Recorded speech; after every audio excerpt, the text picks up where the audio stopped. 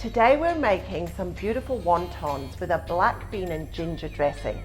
This is a really sophisticated dish, but it's quite simple to make. There's a couple of elements, so we do need to do it in stages, but overall it won't take you much time at all, and it really does pack a punch, and it will definitely impress your friends and family. So let's start with the wonton mixture. So I'm using chicken mince today, but I have experimented with this with various fillings and they're all delicious. So even unusually, a lamb mince will work really well with this. And I'll tell you a slight tweak to the recipe if you want to use a dark mince like beef or lamb. If you're going to go for a light meat like pork or chicken, or indeed chopped prawns, then the ingredients I'm showing you today will work really well. So all I've got in here is chicken mince, and we're just going to add in a few key ingredients. So the first thing we're going to need is the Chinese wine. And this is a really lovely, fragrant, aromatic seasoning sauce that we need in our dumplings. It's very authentic, so follow the recipe for your measurements, but in that one goes. And then the other one I've got here is just some soy sauce. So we use the Mega Chef brand, and this is sort of equivalent of a light soy sauce. So in with that as well. And then we've got a pinch of pepper, so about a teaspoon of white pepper. And that has got some heat in it, so don't overdo it if you're not keen on things that are too spicy. And then a teaspoon of salt as well to season. Now, the main ingredient that's going in here for flavor is ginger. So we're going to put in quite a big whack of ginger. And then we've got these beautiful Szechuan peppercorns.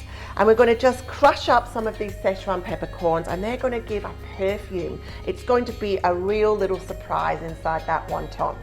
Now, as I was saying, if you are doing a dark meat like lamb or beef, I would substitute the Szechuan peppers for cumin. So if you get some cumin seeds and crush them up in exactly the same way as the Szechuan pepper in the recipe, I think you're going to find that those two flavors marry even better. So into a mortar and pestle with some Szechuan peppers, or just crush them up however you can at home. You may even be able to buy Szechuan peppers that are already crushed up, but they just need a quick little batch just so they release their aromatic qualities. And in they go. Oh, I can smell it. It's so beautiful. It really is perfumed. There we go. And then ginger, we need about 3 tablespoons, which sounds a lot, but we really want any filling to a wonton or a dumpling has to be intense, because otherwise it's just bland and a bit watery. So we really want these to hold a lot of flavor. So I'm just going to grate the ginger, and interestingly, I don't peel my ginger for something like this, because all the goodness and nutrients lie just below the surface of the skin of ginger. So you are getting all of those vitamins and minerals if you leave the skin on, and it makes absolutely no difference to the texture if it's going in something like this. So give this a rough grate. And as I say, it looks a lot, but really, you'll thank me when you bite into those delicious wontons. And this is so simple, because the only other thing that's going in are some green spring onions. So the tops of the spring onion, or the green shallot as some people call them, that's the only other chopping we have to do for this filling.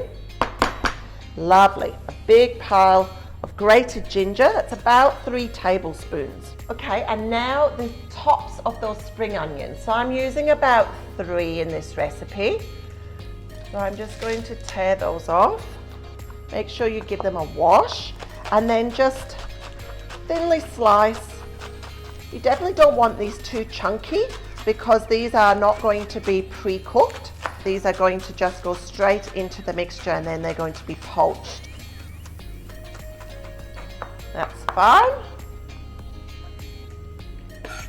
So in with those, and that's it.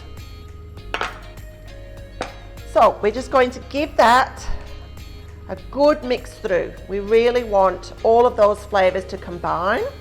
We want all of that mincemeat to have everything through and touching and marinating that, because we're going to set this aside just for a minute And that will actually help enhance and intensify the flavor. So it's a good idea to do the filling first, and then you can set it aside while you make the sauce, and then we'll make those wontons at the last minute.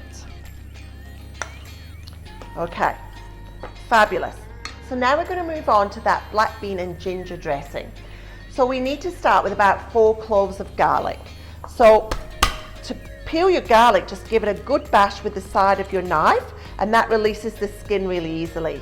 And then flatten it down to make it a bit safer to chop through.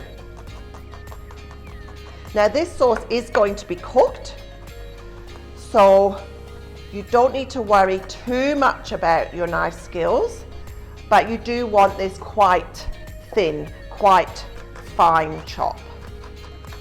It's a really intense, punchy, delicious and different dressing.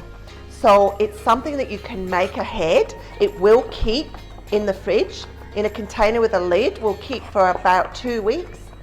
And it's just delicious on anything, seafood. It's delicious just as a dressing for noodles. And in these wontons, ooh, it really is going to impress. All right, so that's my 4 cloves of garlic chopped up. And we're going to need a little bit of ginger. So just a tablespoon this time of ginger. That's all we need, about a tablespoon. And then those black beans. So these are a beautiful Chinese salted black bean, and they come as a dried form, and you just need to rehydrate them. So I'm using about a tablespoon of black beans in this recipe, and I've just poured over about a tablespoon of warm to hot water and just left that for literally a couple of minutes, and they'll just go all mushy and squishy and they'll start to smell delicious. So I'm just going to pop those on my board, and we're going to give those a chop through. So just a rough chop.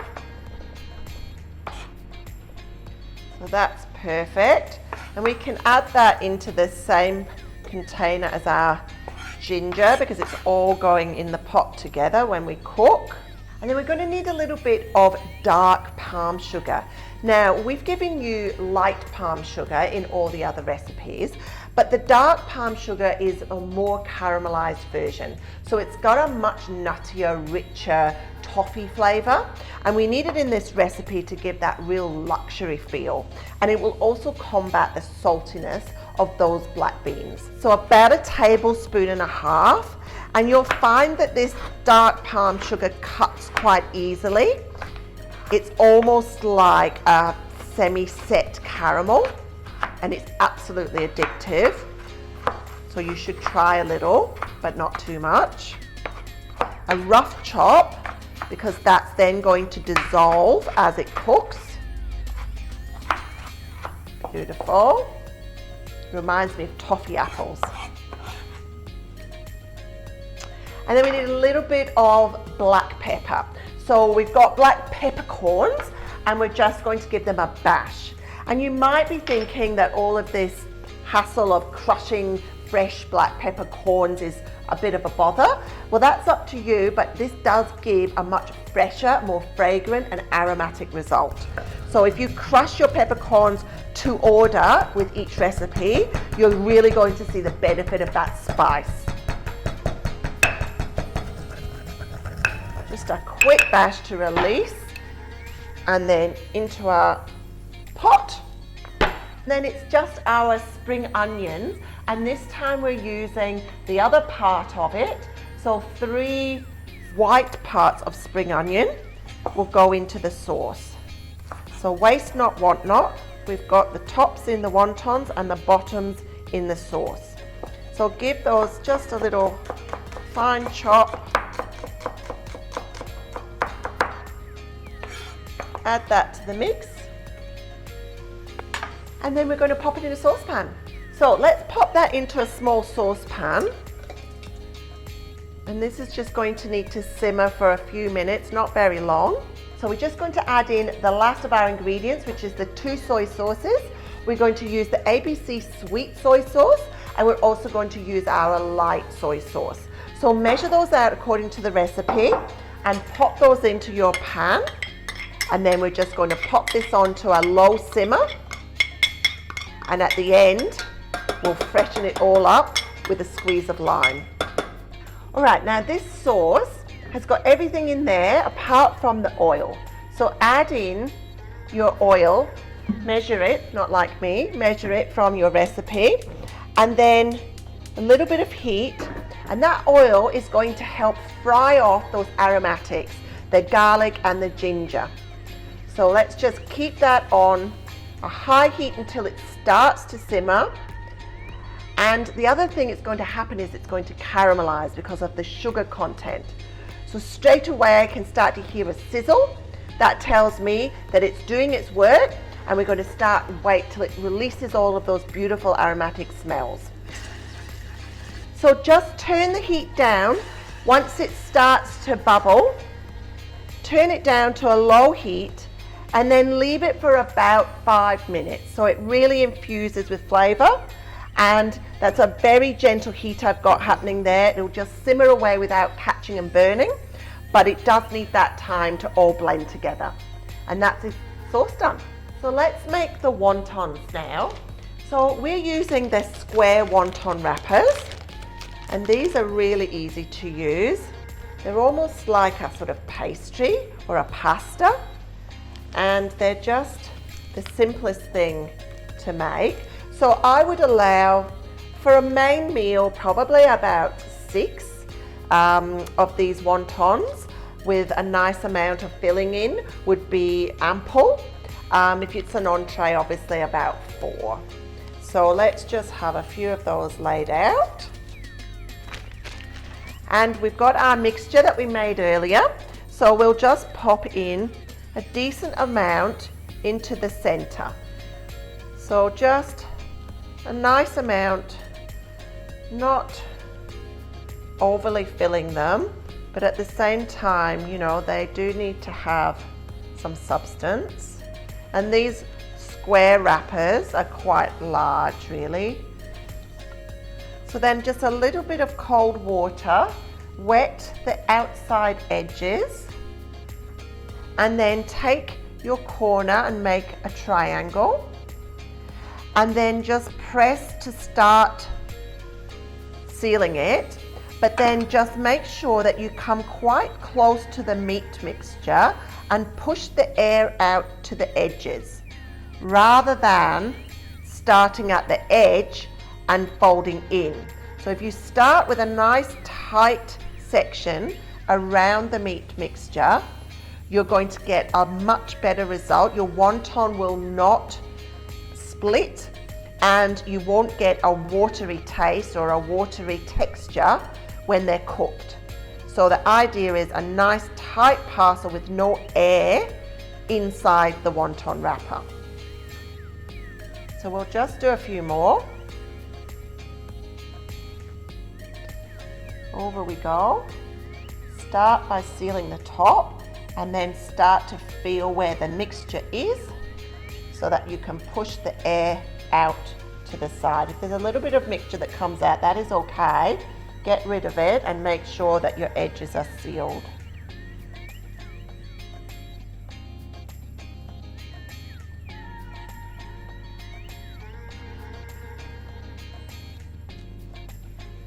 There we are. So make as many as you need. So I like to poach these just in some simmering water. So find yourself a saucepan or something that's got a wide surface area. So something like a casserole dish maybe, or a wide frying pan. I'm going to use my wok and just fill that with some simmering water, and they'll only take a couple of minutes to cook. You can also do a variation on this and pan fry them, and the wonton skins will crisp up, they'll be beautifully crunchy, and they'll actually be delicious and very Moorish. But if you want to avoid the fat or the frying, then the poaching method is beautiful, and I think it gives this wonton wrapper a real silkiness. It's almost like a pasta, and it sits really well with the sauce. So let's cook them. So let's cook the wontons in some simmering water. We don't want it bubbling too hard. The reason for that is anything that is boiling too hard is going to toughen your protein. So you're going to get a far denser, chewier sort of texture if you've done it faster. So nice and gentle simmer, just breaking the surface, and just slide them in. And as I say, you need quite a large surface area because they do need to have their own space, and then they will just do their own thing, and they will start to rise to the surface when they are cooked. So they're really not going to take long. Once they've been in a few minutes, you can sort of agitate them a little bit